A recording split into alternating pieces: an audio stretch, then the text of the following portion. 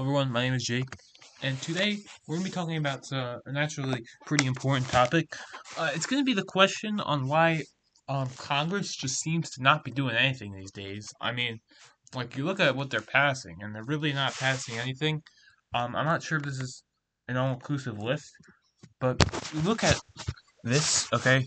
These are just bills which are passed by both ones, and there has been basically nothing since BB the Big Beautiful Bill Act.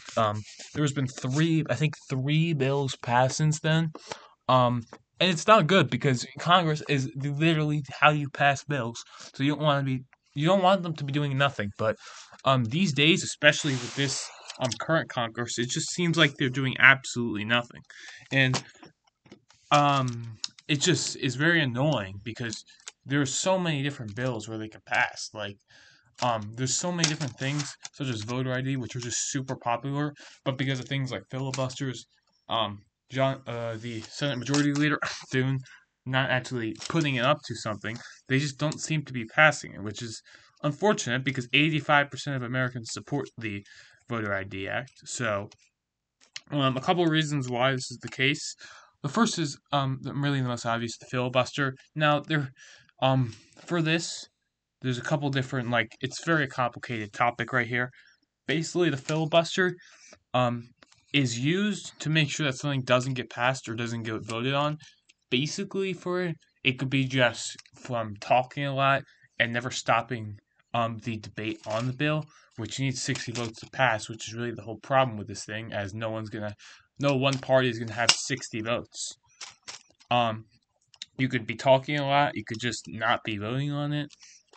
Um, there has been some recent news with they're trying to abolish the filibuster or just remove it to 51 votes to foreclosure, but I don't think there's any chance of that happening.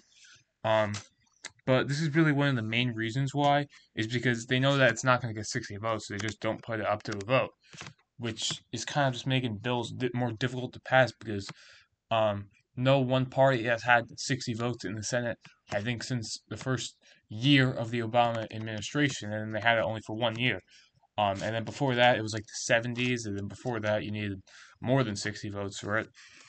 And that's just unfortunate. Another reason why is just because it seems like they're getting replaced just for the executive order, which you have to keep in mind executive orders are not bills; they're literally orders for the executive branch to do something, and they're not as powerful as bills just because courts could strike them down. Obviously, courts can strike down bills, but I feel like with executive orders, they're more likely to.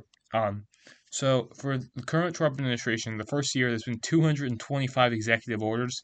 That is a lot. Okay, if we go back, I think FDR, I believe has the most. He had 569, and that was during the Great Depression, so probably a lot of stuff to do. Um, but the executive order has increased dramatically over the last couple of years. We go back to just George H.W. Bush. He had 6 in 1 year. 6. Okay, I think Trump did 40 in his first day as president. And so did Biden. He did a lot also in the first year. 77. We can go back to Obama, and he had a lot on his mind. There's 39. It's just really increased, and it's kind of limited the power of the legislative of America. But I don't think it's fair for it to do that just because the executive order isn't the same as a bill. It's just not. Okay. Um. So it's really annoying. You also see the acts here. And as you can see, these are not even bills, but there hasn't been like and most of the things which they've been doing recently is because of the shutdowns. There's been 2 shutdowns already. One was obviously for the longest, and that's kind of stopped them from doing a lot of stuff.